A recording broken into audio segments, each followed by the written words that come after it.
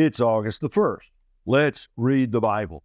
Friends, welcome back to this year-long journey from Genesis to Revelation in just 1 year. So glad you have hopped on the Bible bus with us. And you know, because this is August, we've done January, February, March, April, May, June, July. This is the beginning of the 8th month of our pilgrimage, our journey, our adventure through the Word of God. Thank you so much for being with us. I want to say special thanks to those of you who've written notes, words of encouragement on Rumble, on YouTube, on Facebook. I have jotted down some of these, printed off some of them. Here's one that touched my heart. I'm so thankful for this version of reading the Bible through in 1 year. With so many versions, the Old and New Testament would be read on the same day, and the Psalms would be read through.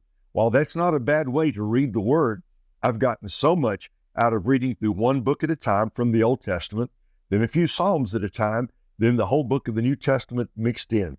My 2 teenage sons are enjoying listening to the Bible with me. They think about the comments you make, the insights you have, and the knowledge you share. I really appreciate this Bible ministry you're undertaking this year. It's a long, big commitment you're making. We've been praying for you too. Well, Joanne, thank you so much. God bless you, and God bless your 2 teenage boys listening with you as we're reading together through the Word of God. Greetings, hello, thank you, and especially, friends, thank you for your prayers. I just want you to know that, well, this has been a great adventure, but it is, honestly, the most challenging thing I've ever tried to do in my life. We still have a long way to go, so I do thank you for your prayers. Hey, today, we are starting the amazing book of Esther, Esther in the Old Testament. You may say, what do we need to know about Esther? Well, there's a lot here. Wonderful story. Did you know Esther is the only book of the Bible that does not mention God at all? His name does not appear. Think about that. A book in the Bible that doesn't mention God. And yet, his fingerprints are everywhere over this story. Well, I'm happy to say that Marlene has returned to, she's going to read through the book of Esther for us. She read the book of Ruth earlier. Now she's going to read the book of Esther.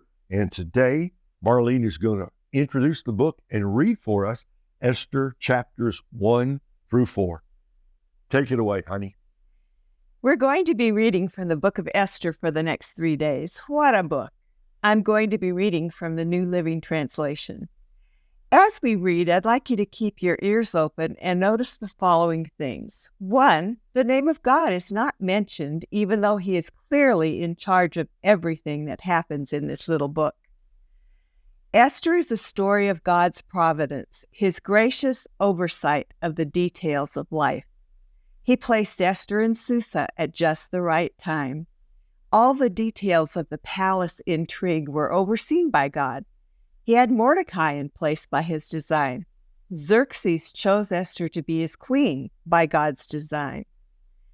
Number 3, God's plan is and always has been to save the Jewish people. At the beginning of the book of Esther, it looks like the Jews in Xerxes' kingdom are doomed. But God. Number 4, and maybe most importantly, it only took one obedient young woman to change the course of history. Her statement, "If I perish, I perish," in the King James, or in the NLT, "If I die, I die," is one of complete surrender to and confidence in her God, our God. Number 5, what is the one thing only you can do for God? Are you, like Esther, willing to do that one thing? Let's get started. Chapter 1.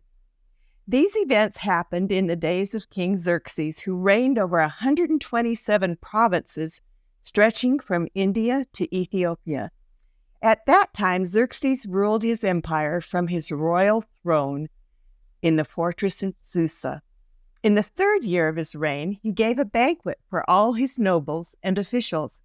He invited all the military officers of Persia and Media, as well as the princes and nobles of the provinces.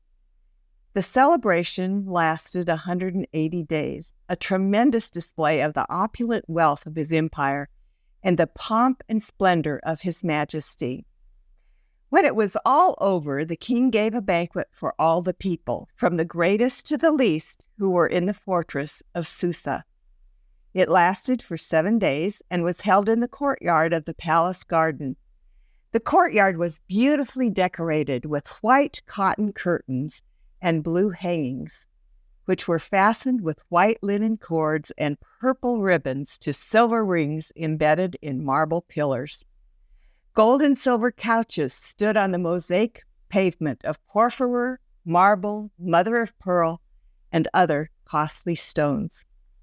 Drinks were served in gold goblets of many designs, and there was an abundance of royal wine reflecting the king's generosity. By edict of the king, no limits were placed on the drinking, for the king had instructed all his palace officials to serve each man as much as he wanted. At the same time, Queen Vashti gave a banquet for the women in the royal palace of King Xerxes. On the 7th day of the feast, when King Xerxes was in high spirits because of the wine, he told his 7 eunuchs who attended him, Mehuman, Biztha, Harbona, Bigtha, Abagtha, Zethar, and Carcass, to bring Queen Vashti to him with the royal crown on her head. He wanted the nobles and all the other men to gaze on her beauty, for she was very beautiful. But when they conveyed the king's order to Queen Vashti, she refused to come. This made the king furious, and he burned with anger. He immediately consulted with his wise advisors, who knew all the Persian laws and customs, for he always asked their advice. The names of these men were Karshina, Shethar, Admatha, Tarshish, Miras, Marsina, and Mukan, 7 nobles of Persia and Media. They met with the king regularly and held the highest positions in the empire. "What must be done to Queen Vashti?" the king demanded. "What penalty does the law provide for a queen who refuses to obey the king's orders, properly sent through his eunuchs?" Memucan answered the king and his nobles, "Queen Vashti has wronged not only the king, but also every noble and citizen throughout your empire. Women everywhere will begin to despise their husbands when they learn that Queen Vashti has refused to appear before the king. Before this day is out, the wives of all the king's nobles throughout Persia and Media will hear what the queen did and will start treating their husbands like the queen did, in the same way. There will be no end to their contempt and anger. So, if it please the king, we suggest that you issue a written decree, a law of the Persians and Medes that cannot be revoked. It should order that Queen Vashti be forever banned from the presence of King Xerxes, and that the king should choose another queen more worthy than she. When this decree is published throughout the king's vast empire, husbands everywhere, whatever their rank, will receive proper respect from their wives." The king and his nobles thought this made good sense, so he followed Memucan's counsel. He sent letters to all the parts of the empire, to each province in its own script and language, proclaiming that every man should be ruler of his own home and should say whatever he pleases. Chapter 2. But after Xerxes' anger had subsided, he began thinking about Vashti and what she had done and the decree he had made. So his personal attendant suggested, "Let us search the empire to find beautiful young virgins for the king. Let the king appoint agents in each province to bring these beautiful young women into the king's harem at the fortress of Susa. Haggai, the king's eunuch in charge of the harem, will see that they are all given beauty treatments. After that, the young woman who most pleases the king will be made queen instead of Vashti." This advice was very appealing to the king, so he put the plan into effect. At that time, there was a Jewish man in the fortress of Susa whose name was Mordecai, son of Jair. He was from the tribe of Benjamin and was a descendant of Kish and Shimei. His family had been among those who, with King Jehoiachin, of Judah had been exiled from Jerusalem to Babylon by King Nebuchadnezzar. This man had a very beautiful and lovely young cousin, Hadassah, who was also called Esther. When her father and mother died, Mordecai adopted her into his family and raised her as his own daughter.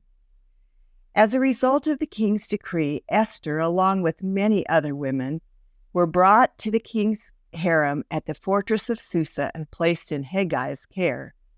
Heggai was very impressed with Esther and treated her kindly. He quickly offered a special menu for her and provided her with beauty treatments. He also assigned her 7 maids, specially chosen from the king's palace, and he moved her and her maids into the best place in the harem. Esther had not told anyone her nationality and her family background because Mordecai had directed her not to do so.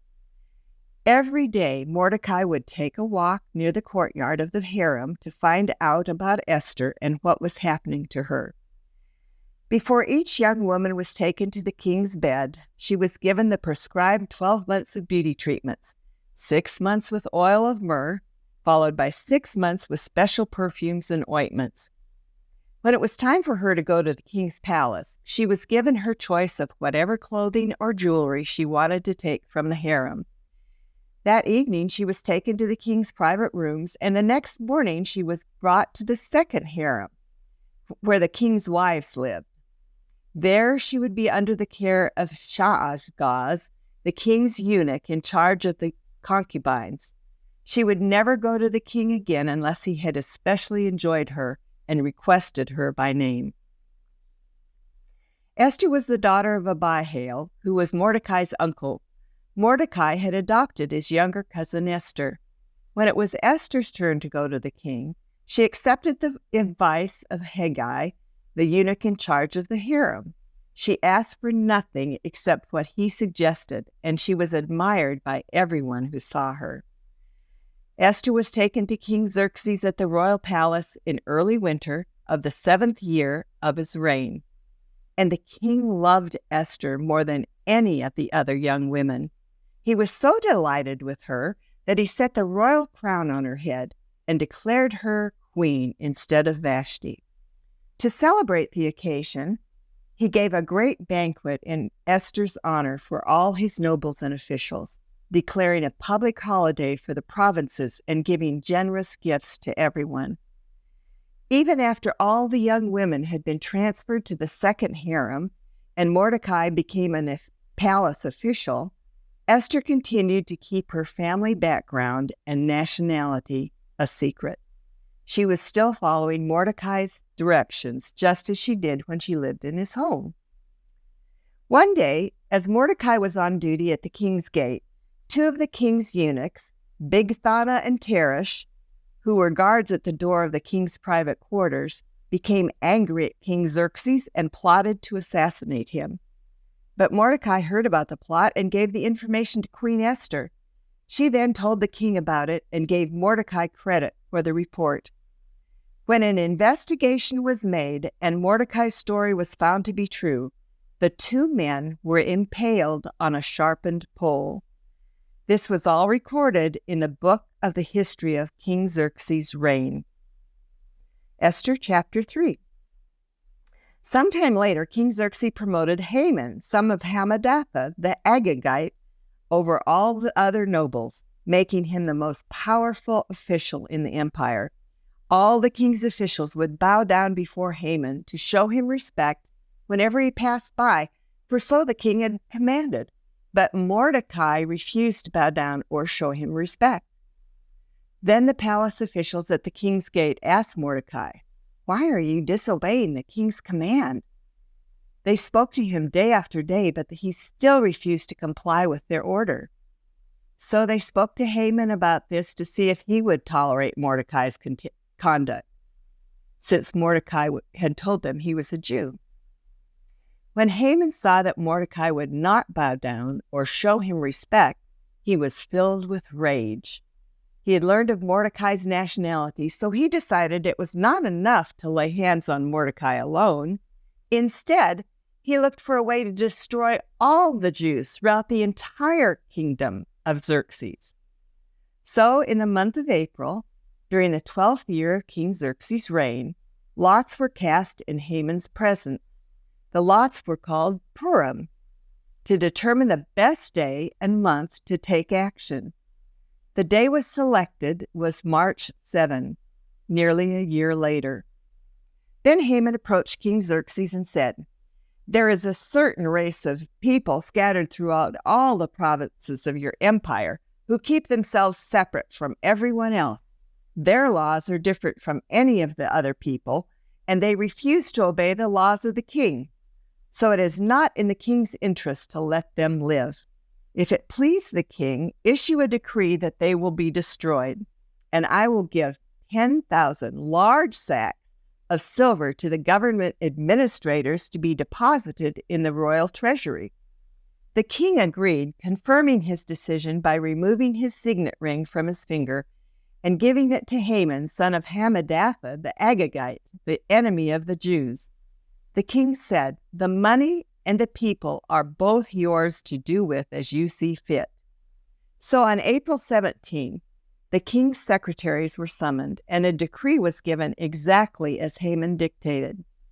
It was sent to the king's highest officers, the governors of the respective provinces, and the nobles of every province in their own scripts and languages.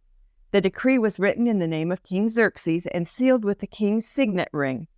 Dispatches were sent by swift messengers into all the provinces of the empire, giving the order that all Jews, young and old, including women and children, be killed, slaughtered, and annihilated on a single day. This was scheduled to happen on March 7 of the next year. The property of the Jews would also be given to those who killed them. A copy of this decree was to be issued as law in every province and proclaimed to all peoples, so that they would be ready to do their duty on the appointed day. At the king's command, the decree went out by swift messengers, and it was also proclaimed in the fortress of Susa. Then the king and Haman sat down to drink, but the city of Susa fell into confusion. Chapter 4, verse 1. When Mordecai learned about all that had been done, he tore his clothes, put on burlap and ashes, and went out into the city, crying with a loud and bitter wail. He went as far as the gate of the palace, for no one was allowed to enter the palace while wearing clothes of mourning. And as news of the king's decree reached all the provinces, there was great mourning among the Jews. They fasted and wept and wailed, and many people lay in burlap and ashes. When Queen Esther's maids and eunuchs came and told her about Mordecai, she was deeply distressed. She sent clothing to him to replace the burlap, but he refused it. Then Esther sent for Hathach, one of the king's eunuchs who had been appointed as her attendant. She ordered him to go to Mordecai and find out what was troubling him and why he was in mourning. So Hathach went out to Mordecai in the square in front of the palace gate. Mordecai told him the whole story, including the exact amount of money Haman had promised to pay into the royal treasury for the destruction of the Jews.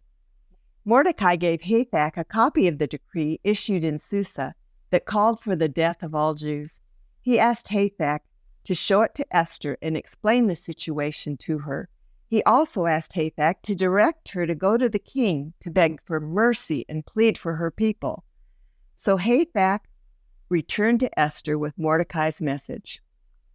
Then Esther told Hathach, "Go back to Mordecai and relay this message.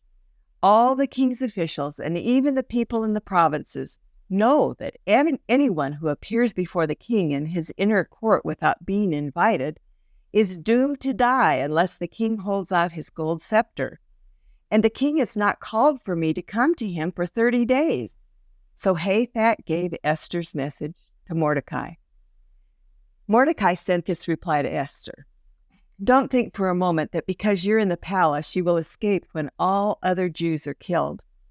If you keep quiet at a time like this, deliverance and relief for the Jews will arise from some other place, but you and your relatives will die. Who knows if perhaps you were made queen for just such a time as this. Then Esther sent this reply to Mordecai. Go and gather together all the Jews of Susa and fast for me. Do not eat or drink for 3 days, night or day. My maids and I will do the same. And then, though it is against the law, I will go in to see the king.